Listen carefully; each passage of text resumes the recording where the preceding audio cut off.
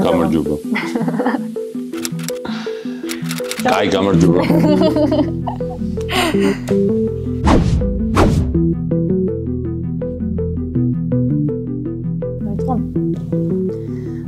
ეს ერთ შეხედვის და სწორხაზოვნად თუ მივუყვები, მე მგონია, რომ შესაძლებლობა ეძლევა ორივე სქესის მქონე ადამიანებს. მაგრამ აქ არის საქმე იმაში, როგორ უწყობს საზოგადოება ხელს, რომ ეს შესაძლებლობა გამოიყენოს ორივე სქესმა თანაბრად. მაგალითად, ეს სიტყვაზე რომ ავიღოთ, განათლების შესაძლებლობა იდეაში აქვს ორივე სქესს, ქალსაც და მამაკაცსაც. მაგრამ აი ყველაზე ბანალურად შეიძლება გოგონას ბევრად მეტი დრო ეხარჯებოდეს დღის განმავლობაში, თუნდაც პატარა ძმის მოვლაში, რომ დედას ეხმარება, საჭმლის კეთებაში, სარეცხის რეცხვაში. მაგალითად, მამაკაცებს შეიძლება კი არა უმეტესად ამაზე დრო საერთოდ არ მისდით და თავისი ხშირად ნივთების მოწესრიგებაზეც კი არ ეხარჯებათ ხოლმე დრო და ეხლა რა თქმა უნდა ეს ინდივიდუალურია და ყველა სხვადასხვანაირად, მაგრამ არსებობს ეს ერთი დიდი ბურთი, რომელიც ქალების ცხოვრებაში უფრო მკვეთრად იჩენს თავს, ვიდრე მამაკაცების ცხოვრებაში. ხელს უშლის გამოიყენოს ქალს ის შესაძლებლობა, რაც აქვს. ერთად დამახმოვე ყველაფერი. ხო. და გეთანხმები ყველაფერში. უბრალოდ პატრიარქალურმა კულტურამ მოჭამაჭირი და რა თქმა უნდა ის რაც მოჭამს თავს, მე არ ეთმობა პოზიციების დაკარგვა და იწყებს ბრძოლას იმისთვის, რომ შეინარჩუნოს ის პოზიციები, რაც ჰქონდა. ყოველთვის ცდილობს თავისი უპირატესობის ჩვენებას, იმის ჩვენებას, რომ ის არის ყველაფერი, მამაკაცზე გადის სამყაროს გადარჩენის ვალდებულება, რომ თავარი ღერძი მამოძრავებელი არის ის. ეს რა თქმა უნდა ამ პატრიარქალურმა კულტურებმა გაიხადეს დროშად და იბრძვიან. შეიძლება დახურულ კარს მიღმა უფრო ძლიერი იყოს ამ პატრიარქალური კულტურის შემოტევა, მაგრამ საჯარო სივრცეში უკვე აღარ არის. იმიტომ რომ მიაჩნიათ რომ ეს აღარ არის ნორმალური. ეს კარგია. ეხლა მთავარია ის რაზეც ჩვენ საჯარო სივრცეში ვთანხმდებით, ის გადავიდეს ყოფაში. გონია რომ ეს ასე იქნება. ეს 21 საუკუნეში მივახცევთ საუკეთესო მდგომარეობას თუ 22 საუკუნეში გადასვლა დაგვჭირდება ამისთვის. ეს არ ვიცი, ამაზე ხ ვერ გაგცემ პასუხს.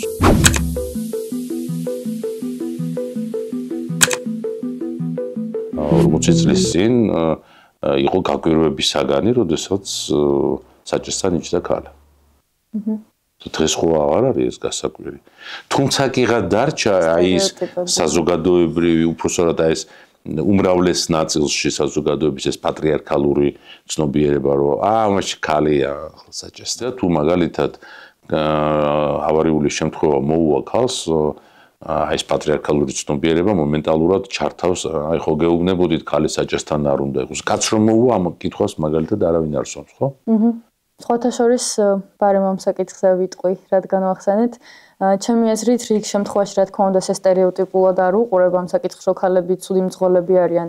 მაგრამ იმ შემთხვევაში თუ ვინმე რაღაც მხრივ ამაში შეიძლება მართალი იყოს დაშვების დონეზე, მანდაც კი არის პრობლემა იმის, რომ საზოგადოება სხვადასხვანაირად ასწავლის ქალებს და კაცებს და სხვადასხვანაირად თხოვს პასუხებს.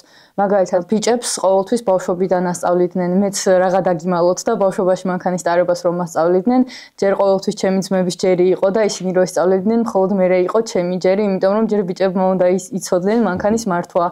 მერე შე რო ბავშვობაში ხედავ რომ ბიჭებმა 10 წლის ასაკიდან უკვე ეს ჰაერზე იციან მანქანის მართვა და შენთვის ჯერ ადრეა და გოგო ხარ, მერე როცა იზრდები და ხედავ რომ ყველა იმაზე დაგცინს რომ ეს გოგოა საჭესთან რა უნდა, პარკინგი არ ეცოდინება ამას, ნუ მაინც ეს რაღაცა წნეხი არის და ჩემთვის პირადად სკოლაში დავდიოდი, სადაც ყოველ სემესტრში გამოცდას ვაბარებდი, ეროვნულის გამოცდები ისე ჩავაბარე, რომ ეგ დრო მენატრება, ესეთი სასიამოვნო იყო ეს საერთო ნერვიულობა, გამოსვლა, შედეგის გაგება. უნივერსიტეტის გამოცდები ხო არაფერზე არ მინერვიულია საერთოდ, მაგრამ ჩემთვის ორი გამოცდა მაქვს ჩაბარებული მართვის მოწმობის, ესეთი სტრესული გამოცდა არც ერთი არ ყოფილა. ფეხები მიკანკალებდა, იმიტომ რომ მთელი ჩემი ცნობიერი რა ასაკი რაც სულ ეგ რომ აი გოგო თუ ხარ სულა დააპარკინგებ ამას ტარება არ ეცოდინება რა უნდა ქალს საჭესთან ეს თავისას შვება რაც არ უნდა კოგნიტურად იაზრებდე მაინც ემოციურ დონეზე ხელს გიშლის ხშირად და ამიტომ ის თუ მაგალითად ზოგიერთმა ქალმა შეიძლება რაღაც მხრივ უფრო დაუშვას შეცდომა ვიდრე ამას კაცი გააკეთებდა, ამაშიც არ არის ეს ქალის ბრალეულობა და ძალიან ბევრი ფაქტორი მუშაობს ამაზე. შეცდომის დაშვება საერთოდ არ არის გენდერული ნიშნით მიღებული, იმიტომ რომ შეცდომას უშვებს კაციც, უშვებს ქალიც და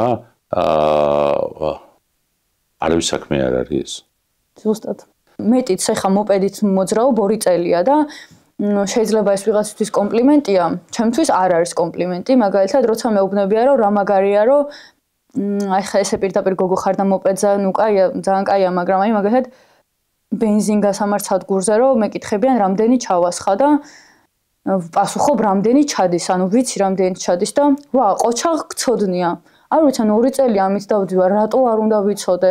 ან მაგალითად შუქნიშანზე უცხოადიანი რომ მეკითხება, რომ არა მაგარია გოგო ხარ და აბა თუ იცი რამდენს გიწვავს და ვეუბნები ხარ რამდენსაც მიწვავს, რამენერად ვიცი, რავი, უმარტივესია და ვა, საღოლ, ანუ რას ქვია საღოლ? 3 წლის ბავშვი ვარ, რომ მაღაზია შემაქო.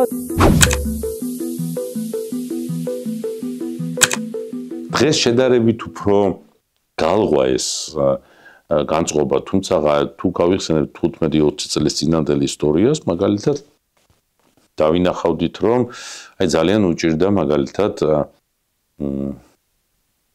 ქალს სესხის აღება. მაინც უმრავლეს შემთხვევაში ასე არსებობდა, რომ მაგალითად ქალს ფუზე არ უნდა ელაპარაკო. ეს ამ პატრიარქალური ცნობიერების შედეგია. მეორე საკითხი იყო მაგალითად იმისათვის, რომ სესხი აიღო, რაღაცა უნდა გირაოდ ჩადო. და რა უნდა ჩადოს ქალმა გირაოდ. მას არაფერი არ აქვს, იმიტომ რომ ის, როდესაც ცხოვრობს ოჯახში, მას თავისი წილი ამ პატრიარქალური კულტურის წყალობით არ ქონდა და შესაბამისად ის ვერ ეყრებოდა ოჯახს, ვერ გამოდიოდა ცალკე მეურნეობით, თუ ის არ იქნებოდა დაუშვათ დაოჯახებული, ხო? აი ეს, აი ასეთი მიდგომები ძალიან ძლიერია ჩვენ საზოგადოებაში დღესაც. იმ შემთხვევაშიც კი, როდესაც არანაირი ესეთ დისკომფორტი არ გაქვს, რომ გენდერულ უთანასწორობას გრძნობდე, ამ შემთხვევაშიც კი, როცა გაქვს განათლება, ხარ გაზრდილი თავისუფალ ოჯახში და მიჩვეული ხარ იმას, რომ მაგალითად იგივე უფლებები გაქვს, როგორიც ჩვენ ძმას. ამ შემთხვევაშიც კი ჩნდება ეს საკითხი, რომ თუ გინდა იყო დედა, გიწევს რომ ჩამორჩე იმ კაცს, რომელიც შენთან ერთად მიდიოდა რაღაცა ეტაპამდე, მერე შენ შვილი გყავს და შეიძლება ესე იზრდები, მაგრამ კაცი ამ დროს ესე იზრდება კარიერაში. და გინდა თუ არ გინდა, როცა ქალი ხარ, ეს ავტომატურად ნიშნავს, რომ რაღაცა ეტაპზე უნდა იყოს შეგუებული, რომ ისე ვერ განვითარდები, როგორც ამას კაცი იზამდა. გულისხმობ კარიერულად.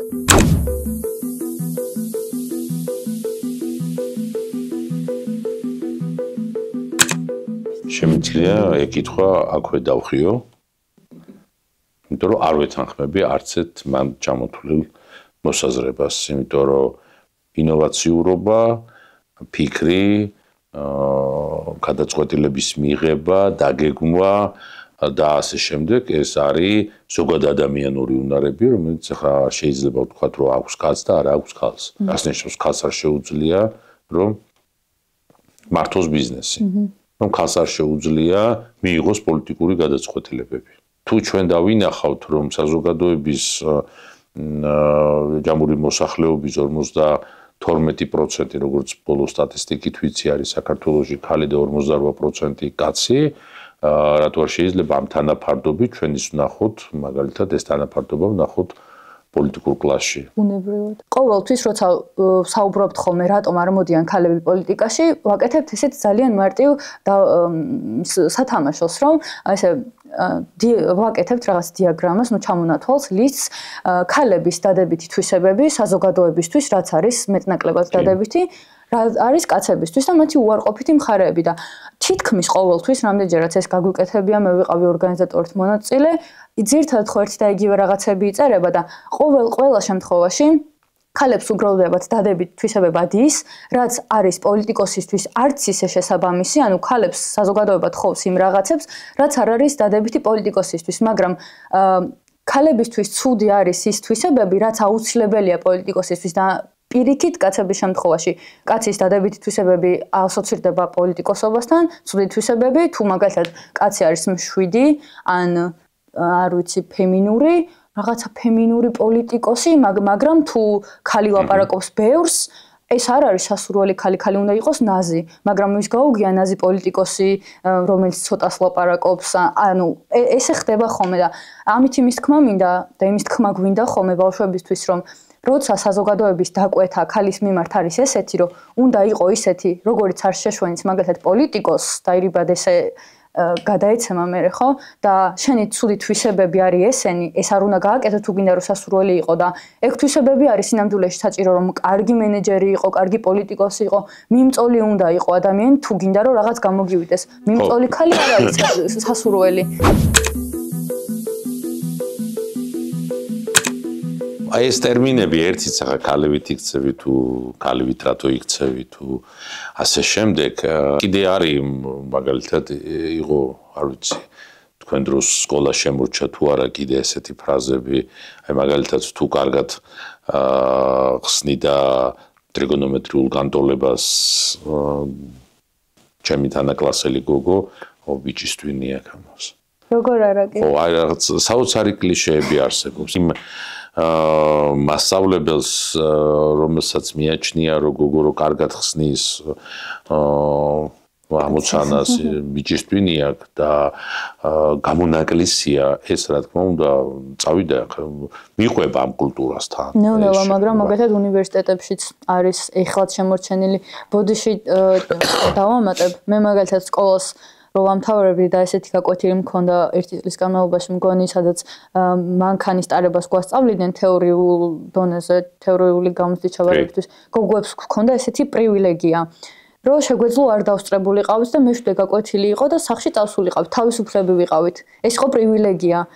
და სინამდვილეში ეს ხო ჩაგვრა არ არის, მაგრამ რატო არ უნდა ვისწავლო, რატო უნდა მქონდეს იმის შესაძლებლობა ავდგე და წავიდე. მაშინ ბიჭსაც მაშინ ესე უნდა გითხრა, რომ მოდი ეს რაღაცა ისეთი გაკვეთილი, ვარ მგონი რაღაცა ისეთი გაკვეთილია, მაგრამ რაღაცა ისეთი გაკვეთილია, ვისაც გინდათ წადით, მაგრამ ესე პირდაპირ აცხადებდე, რომ ეს გოგოები წადით, ესე იგი გოგოების საქმე არ არის და თქვენ არ დაგაინტერესებთ. მე პრივილეგია და ამას ვერ ვხედავდი. დაგვიდი რამდენი შემოტევა არის ასეთი, ხო? ჩვენ საზოგადოებაზე, რომ აი აქ არ მოხდეს ნორმალური ყოფის, ადამიანური ყოფის მოდერნიზაცია. ძალიან ბევრი ხელი შემშლელია და ამიტომ ვიღაცა შეიძლება ვერ უწევდეს ამას წინააღმდეგობას.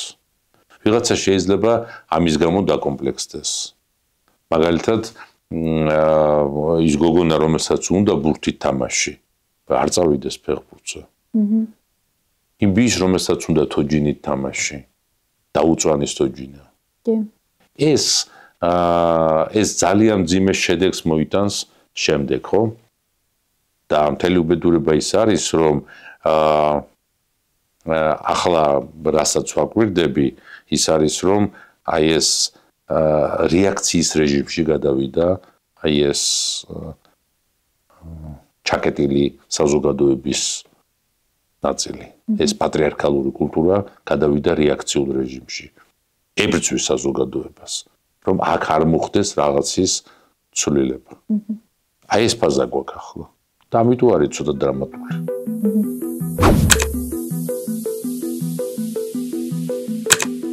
ჩვენი ეს ლაპარაკი საერთოდ არ ნიშნავს იმას, რომ კაცებს არ აქვს პრობლემები და კაცები არ არიან ჩაგრულები რაღაც მხრივ, მაგრამ მე მაინც ვფიქრობ, რომ არა იმდენად, მაგრამ უნდა ითქვას ის, რომ აი ამ აქციების პერიოდში, გასული 5 თვის განმავლობაში, ერთადერთ ხელ ვიგრძენი, რომ შემეძლო ამეღო ბევრად მეტი პასუხისმგებლობა, მხოლოდ იმიტომ, რომ ქალი ვიყავი, იმიტომ, რომ ვიცოდი, რომ გაცილებით ნაკლები შანსი იყო მე დავეჭირე, ვიდრე იმ შემთხვევაში, ვიდრე კაცი ყოფილიყავ.